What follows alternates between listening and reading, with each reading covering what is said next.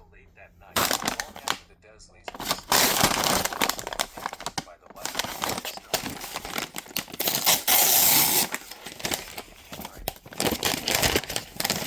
You are not the only one who remembers masters.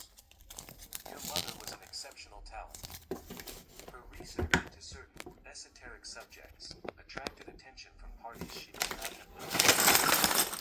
We watched her progress with great interest, but also the potential loss of her work.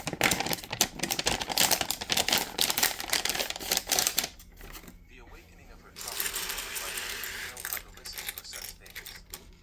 The growth of a new runic signature in Little Whinging has not gone unremarked. This is not a threat. We have no intention of harming you, and indeed would prefer to see you flourish. But we felt no fear. The magical world you will soon enter is more complex and more dangerous than your mother's journals likely suggest. There are factions and forces at work that do not appear in any official history.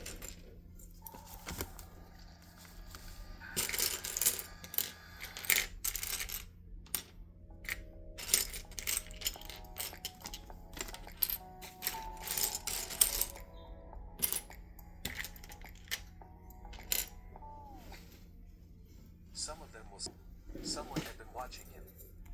Someone knew about the trunk, about his studies, about the runic signature he hadn't even known he was developing.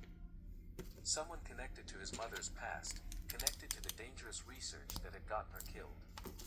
The Preservation Society, he thought, remembering passing references in Lily's journals. A group she respected and feared in equal measure. Ancient, secretive, dedicated to protecting runic knowledge from those who would suppress or misuse it. Were they friends? Enemies? Something else entirely? The letter offered no clarity. Just a warning and a vague promise of potential future contact. Harry lay awake for a long time that night, listening to the sounds of the house and thinking about the widening scope of his mother's legacy. He thought he was alone in his studies, one small boy learning forbidden magic in a cupboard under the stairs. But he wasn't alone. He'd never been alone. The magical world was watching. And in less than a year, he would enter that world and have to face whatever waited there. Be brave, my darling boy. Be clever. Be kind. Harry touched his amulet and made himself breathe slowly. He would be all those things. He would be his mother's son. And whatever the Preservation Society or anyone else wanted from him, he would meet them on his own terms. The months between the letter and Harry's 11th birthday were filled with preparation. He accelerated his studies, pushing deeper into the practice journal while also spending more time with his mother's research notes. The anonymous warning had made clear that he needed to understand not just how to do runic magic, but why it mattered, the political and historical context that would shape his reception in the magical world. The picture that emerged was troubling. Runic magic had once been the dominant form of magical practice. For thousands of years, wizards had worked primarily through inscribed symbols and enchanted objects, developing ever more sophisticated techniques for manipulating reality at its fundamental level. The great magical civilizations, Atlantis, Avalon, the Egyptian dynasties, had all been built on runic foundations. But runic magic had a problem. It made individual practitioners too powerful. A sufficiently skilled runemaster could achieve effects that wand magic simply couldn't replicate. Permanent enchantments that lasted centuries. Wards that could stand against armies. Items of power that made their creators nearly invincible. The rise of such individuals threatened the stability of magical society. Wars were fought. Cultures were destroyed. Eventually, a coalition of magical governments had agreed to suppress runic education in favor of wand magic, which was easier to learn, easier to regulate, and crucially, easier to counter. They didn't ban runes outright, Lily had noted in one journal. That would have been impossible. Too many essential enchantments rely on runic foundations. But they stopped teaching the art in schools, classified advanced texts as restricted or dangerous, and created a social stigma against those who pursue the old ways. Within a few generations, runic magic went from being the norm to being the exception. lives. They don't understand how their own society's enchantments work, and they don't care to learn. This is convenient for those in power. If only a handful of experts understand the magic that underlies everything, those experts become essential and controllable. The ministry employs a small corps of certified runmasters for essential work, but they're carefully vetted, carefully watched, and carefully limited. Those of us who learn on our own, outside the approved channels, are seen as troublemakers at best. Threats at worst. Harry understood now why his mother had prepared the trunk to remain hidden, why she had kept his father only to her own bloodline.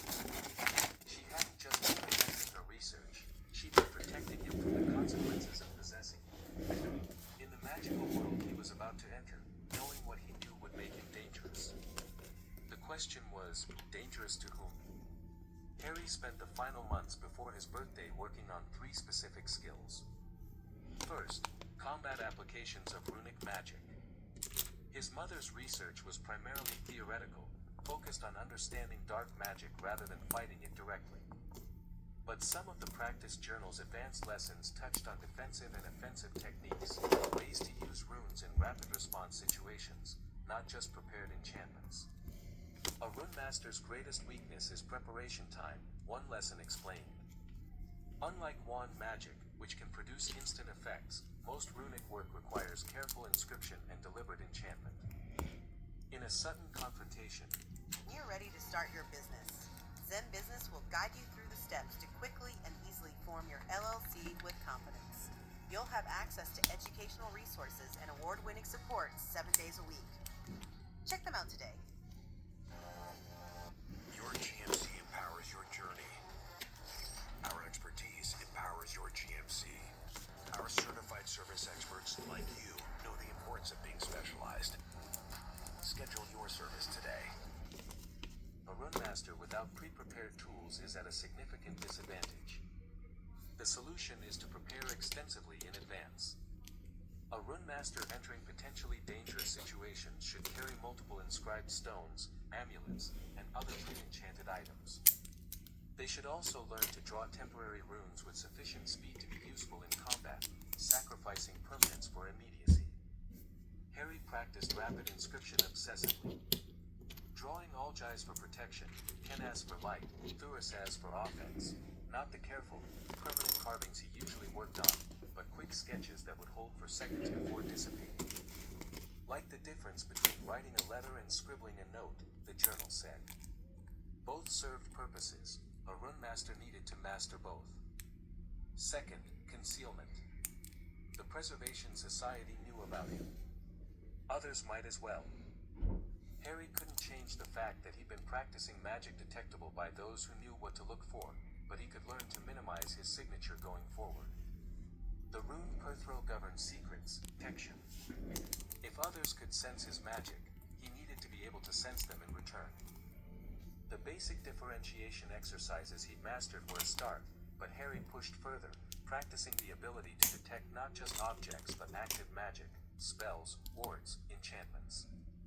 The Desley's house, it turned out, was surrounded by magical protections. Harry had always known the trunk was somehow warded, but now he could feel the wards precisely, a dome of protective magic centered on the house, maintained by some external source. Not runic work, the frequency was different, more artificial, like the difference between a handmade instrument and a mass-produced one.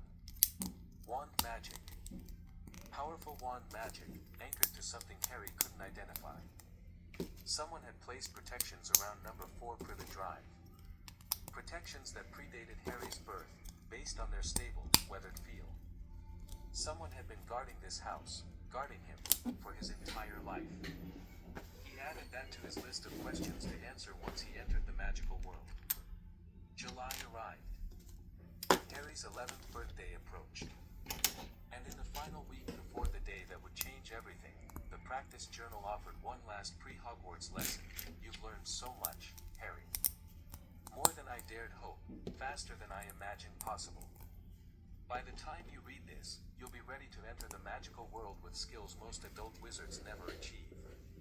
But I need you to understand something important before you go. Hogwarts will not teach you what I've taught you.